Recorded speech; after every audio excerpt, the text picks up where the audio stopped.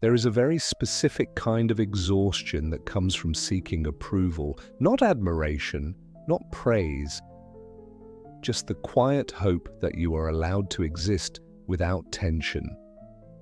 It is the tiredness of constantly checking yourself before you speak, before you react, before you show emotion. It is the fatigue of always wondering how you are being perceived. People who live this way rarely think of themselves as approval seekers. They don't walk around feeling insecure or needy.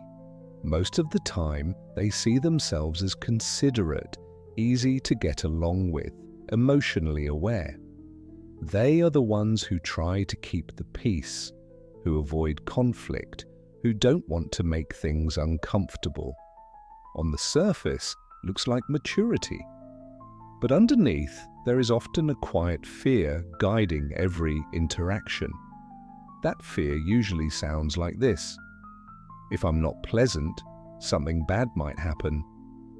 If I disappoint someone, I might lose connection. If I take up too much space, I might be pushed away. This fear does not appear randomly in adulthood. It has a history. And for many people, that history begins in childhood. For most approval seekers, childhood was not obviously traumatic. There were no dramatic scenes, no constant chaos, no clear moments they could point to and say, that's where everything went wrong. Instead, there was something much more subtle and much harder to name: inconsistency, care that depended on mood, affection that came and went, attention that was present sometimes and absent other times. In these environments, children don't feel unloved, they feel uncertain, and uncertainty is deeply stressful for a developing nervous system. When love feels unpredictable, a child does not rebel, they do not demand more, they adapt by becoming less. They begin to observe carefully, they read faces, tones, silences, they learn when it is safe to speak and when it is better to stay quiet. They notice which emotions are welcomed and which seem to cause distance. Slowly, without ever consciously deciding it, they begin to shape themselves around what feels acceptable. Over time, a belief forms, my needs make things harder, so they stop expressing them. This is not weakness, it is intelligence under pressure. It is a child doing the best they can to stay connected in an environment where connection feels fragile. As these children grow into adults, the pattern doesn't disappear, it becomes automatic. Approval seekers often live in a state of emotional hypervigilance. They scan rooms before relaxing. They sense shifts in energy that others don't notice. A delayed message can feel heavy. A neutral tone can feel threatening. Silence can feel like rejection. Not because they are fragile, but because their nervous system learned early that connection could disappear without warning. There is a constant internal question running in the background. Am I still okay here? Relationships as if their place must be continually earned. They may be liked, appreciated, even relied upon, but internally they rarely feel settled.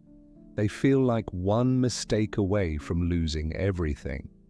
One of the quiet costs of living this way is the loss of a clear sense of self. When your attention is always focused outward, your inner voice becomes faint.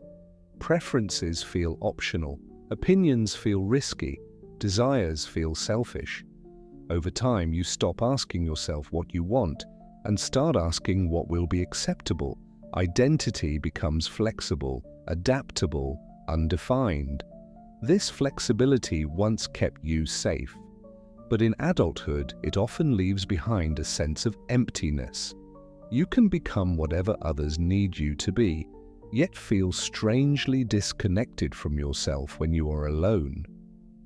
In relationships, approval seekers often confuse love with effort. They give more than they receive. They anticipate needs. They manage emotions that are not theirs to manage. Saying no brings guilt instead of relief.